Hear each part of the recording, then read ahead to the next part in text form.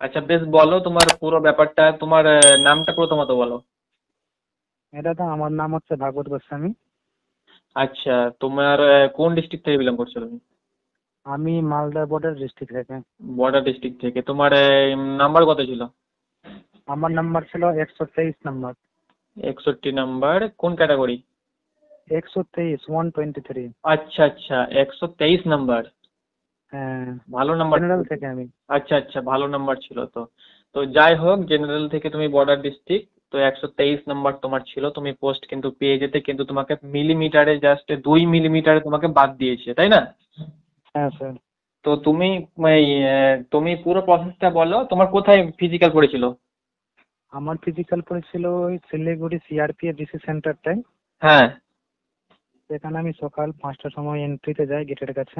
আচ্ছা, কত তারিখ পড়েছিল তোমার সেখানে ফিজিক্যাল? আমার সিরিয়াল ওখানে ছিল 61 নাম্বারে। না, তোমার ফিজিক্যালটা কোন দিন হয়েছিল, 23 তারিখ? হ্যাঁ, 23 তারিখ, প্রথম দিনই 23 সেপ্টেম্বর।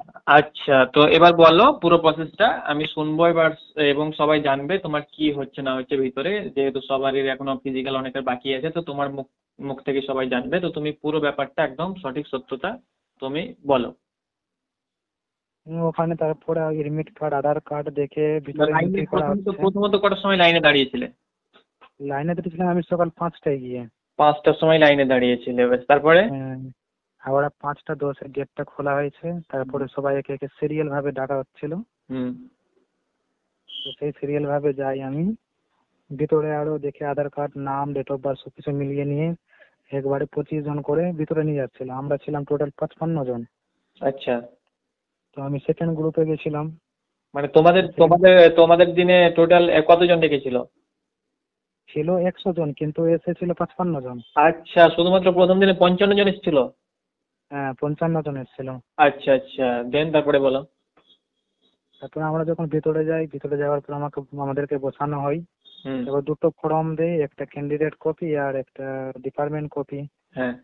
সেখানে নিজের নাম, রোল নাম্বার সব লিখে দিলাম হুম। আর সিগনেচার করে সেটা জমা দিতে হচ্ছে। তারপরে ওরা বায়োমেট্রিক করছে, বায়োমেট্রিক নিচ্ছে, ফটো টো সবকিছু দিয়ে দিলাম। তারপরে আবার সিরিয়াল ভাবে ওরা একটা ফাইল তৈরি করছে। হ্যাঁ। ফাইলটা আমাদেরকে দিচ্ছে, ওতে একটা ডিক্লারেশন রেজিস্ট্রেশন ফর্মের মতো আছে একটা। হ্যাঁ। সেটাই নিজের নাম, মায়ের নাম, এড্রেস গুলো লিখতে হয়, সেটা লিখে আবার জমা দিলাম। হ্যাঁ। ওতে তারপরে আঙুল নিচ্ছে, ওই ফিঙ্গার নিচ্ছে আর কি?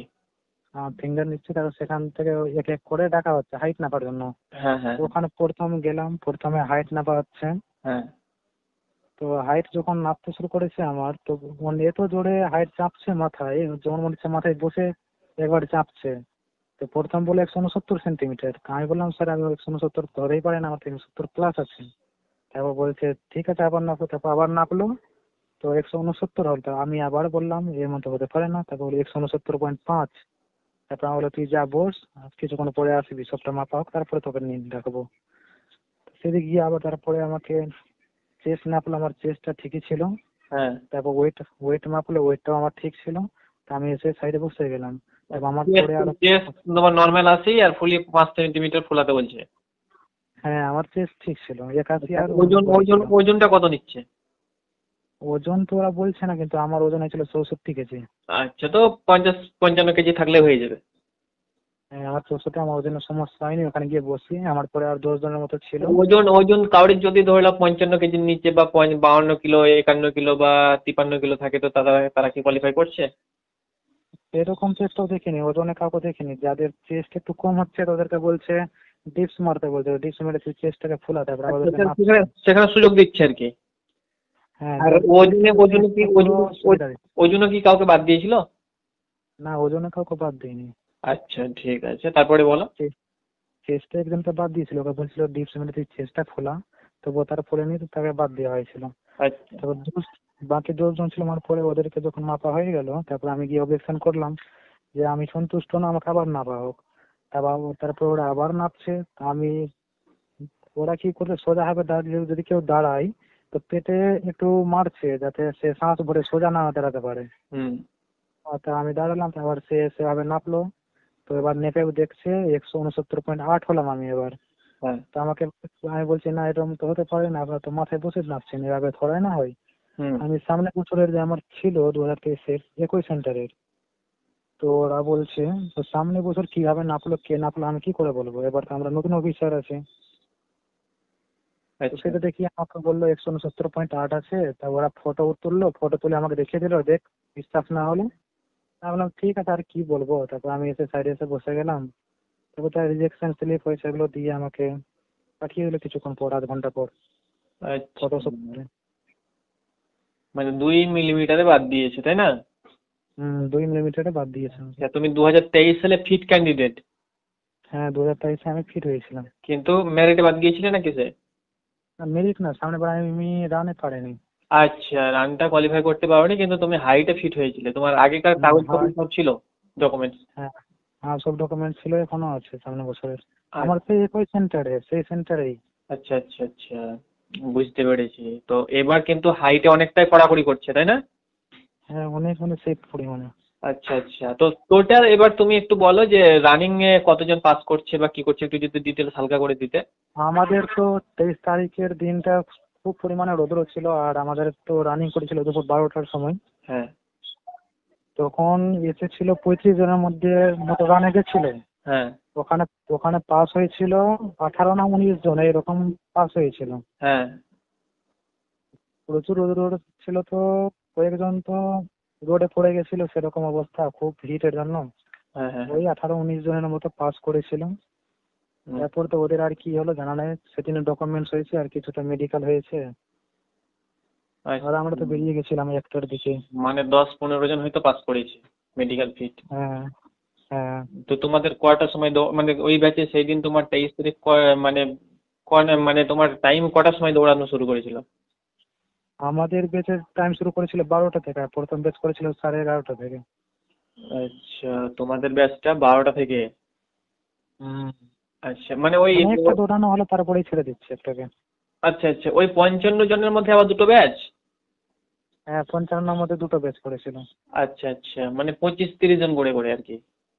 হ্যাঁ যাতে দৌড়াতে সুবিধা হয় তাই। আচ্ছা আচ্ছা আচ্ছা, মানে একটু মানে ওদের স্টার্ট করছে, তারপরে হয়তো আরেকজন মানে কয়েক মিনিটের মধ্যে আরেক ছেড়ে দিচ্ছে। না সেরকম না, আমাদের তো 1200 মিটার, একটা যেমন একটার হলো 24 মিনিট হলে আরেকটা ছেড়ে দিচ্ছে। আচ্ছা আচ্ছা আচ্ছা, বুঝতে পেরেছি, যাতে প্রবলেম নাই, মানে দুটো ব্যাচ করেছে আর কি। দুটো বেচ। হুম হুম। তো এটাই প্রবলেম, তোমার 2 মিলিমিটারে তোমাকে বাদ দিয়েছে। তোমার যে মার্ক দেখলাম, সে মার্ক অনুসারে তুমি যদি জাস্ট মানে হাইটে পেয়ে যেতে, তাহলে কিন্তু তোমার সিলেকশন কেউ আটকাতে পারতো না, পাক্কা হয়ে যেত। তো এটা তোমার পুলিশ। ভাগ্যের ব্যাপার। তো তোমার যে সেম সেম হাইট, তো তুমি কিছু হাইটের জন্য কিছু টিপস, ফর্মুলা বা ব্যায়াম এগুলো তো আগে থেকে করতে পারতে। না আমি বাড়িতে নামছিলাম, তো বাড়িতে আমার 172-এর উপরে হতো। তাই ভাবলাম ও তো আর কি নামবে, আমার কাছে তো প্রুফও আছে, সামনে আবার 170-এর কিছু বলে সেটা দেখাবো। আচ্ছা, কিন্তু তারা একশো সেখানে তোমার কিছু ঘরে মানতে চায় না। ঘরে মাপছো 172-এর উপরে হচ্ছে? হ্যাঁ ওরা তো একটু চেপে মাপছে, ভালো আর কত চাপবে, চেপে 170-ই হবো। আচ্ছা, সেখানেও আবার 2 মিলিমিটার কম? 170-এ আবার 2 মিলিমিটার কম করে হ্যাঁ দিয়েছে। হ্যাঁ, আমরাও খবর পেয়েছিলাম, শুধু তোমার বলে নয়, এরকম আমরা অনেক খবর পেয়েছিলাম, এর আগে ভিডিও করেছিলাম যে তোমাদের মিলিমিটারেও কিন্তু পয়েন্টেও 2 পয়েন্টেও বাদ দিচ্ছে, অর্থাৎ 2 মিলিমিটার, 3 মিলিমিটার, 5 মিলিমিটারেও কিন্তু বাদ দিচ্ছে। হ্যাঁ আমার কাছে একটা আমার সাথেও ছিল, তার হয়েছিল 169.9 হয়েছিল, তাকে 1 মিলিমিটার বাদ দিয়েছে। হ্যাঁ হ্যাঁ হ্যাঁ হ্যাঁ, মানে ওরা মানে হাইটে, মানে সব থেকে মেজারমেন্টে হাইটে ওরা 170-70ই নেবে। হ্যাঁ আমাদের কাছে যেহেতু প্রুফ আছে, যদি কিছু ছিল আমরা পেতাম তাহলে হাইকোর্টে গিয়ে কেস করার ট্রাই করতাম। আচ্ছা, তো ঠিক কারণ আছে, এই সামনে। ব্যাপারে আমি তোমাকে অবশ্যই সাহায্য করব, সেটা কোনো ব্যাপার নাই। আমি তোমাকে অবশ্যই কি কি করতে হবে না করতে হবে তোমাকে আমি টিপস দিতে পারি, সে বিষয়ে আমি তোমাকে এখন আমি কোয়েশ্চেন করছি না।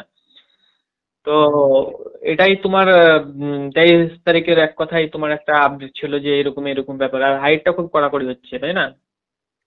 হাইটটা খুব কড়া করে যাচ্ছে, চেষ্টা তবু কিছুটা ছাড় দিয়ে দিচ্ছে।